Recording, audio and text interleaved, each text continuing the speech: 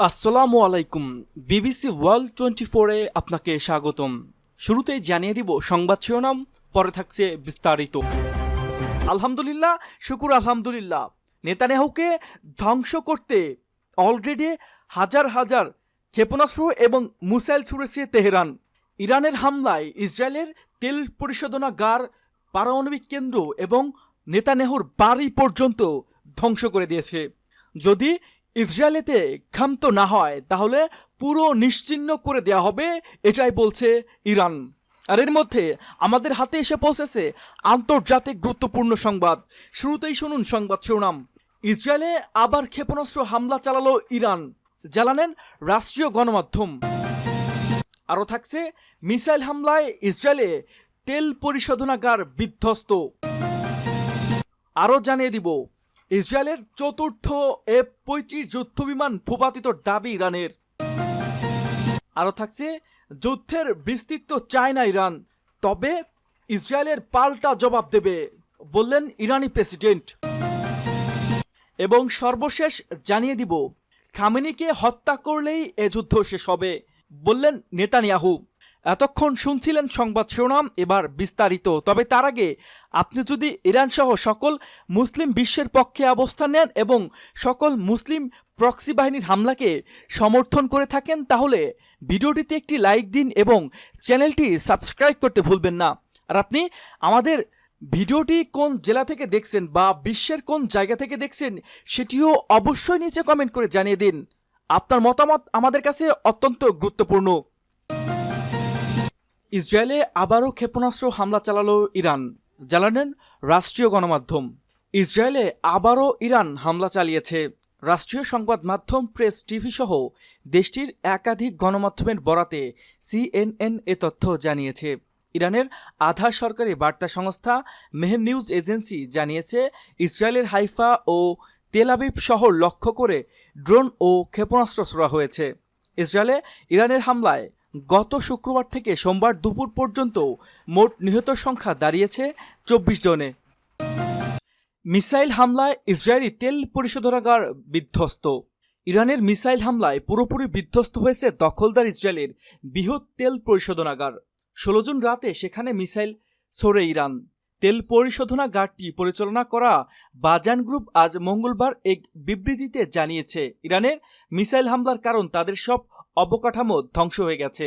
এছাড়া পরিশোধনাগারে মিসাইলের আঘাতে 3 জন নিহত হয়েছেও বলে নিশ্চিত করেছে বাজান। তেল আবিব স্টক এক্সচেঞ্জের কাছে দেওয়া বিবৃতিতে গ্রুপটি বলছে পরিশোধনাগারের অবকাঠামো ক্ষতিগ্রস্ত এবং বিদ্যুৎ কেন্দ্র বেশ ক্ষয়ক্ষতি হওয়া আশঙ্কা রয়েছে।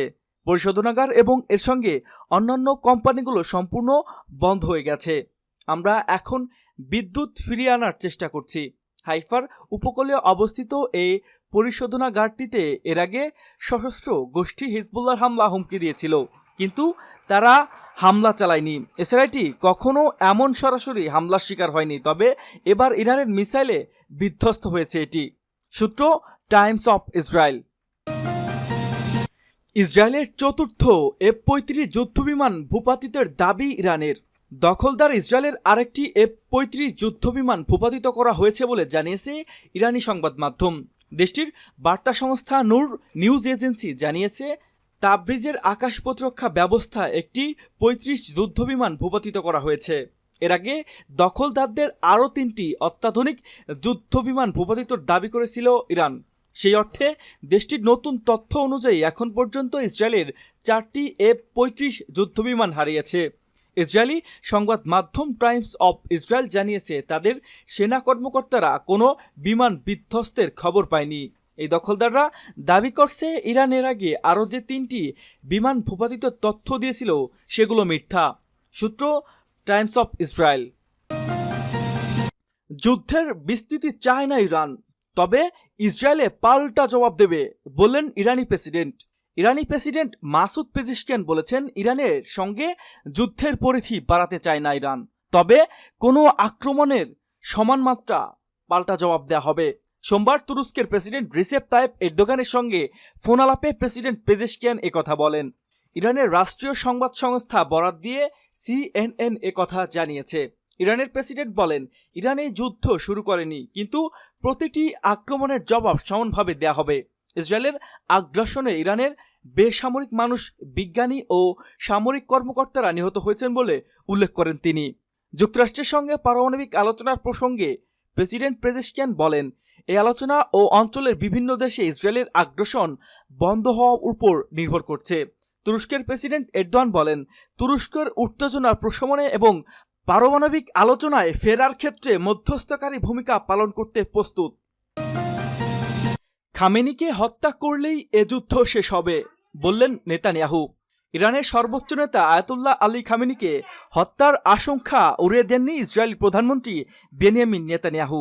মার্কিন সংবাদ মাধ্যম এবিসি নিউজকে দেওয়া এক সাক্ষাৎকারে নেতানিয়াহু বলেন, দেখুন, আমরা যা প্রয়োজন তাই করছি। নেতানিয়াহু আরও বলেন, আমি বিস্তারিত বলতে চাই না, তবে আমরা এর মধ্যে তাদের শীর্ষ পরমাণু বিজ্ঞানীদের টার্গেট করেছি। ওটা মূলত হিটলারের নিউক্লিয়ার টিম। তিনি দাবি করেন, খামেনিকে হত্যার সংঘাতকে আরও তীব্র করবে না, বরং এটা হবে এই যুদ্ধের শেষ। এদিকে ইরানের পক্ষ থেকে যুদ্ধ থামানো এবং পারমাণবিক আলোচনা পুনরায় শুরু করার যে ইচ্ছার কথা বলা হচ্ছে তা নিয়ে সংশয় প্রকাশ করেছে নেতানিয়াহু।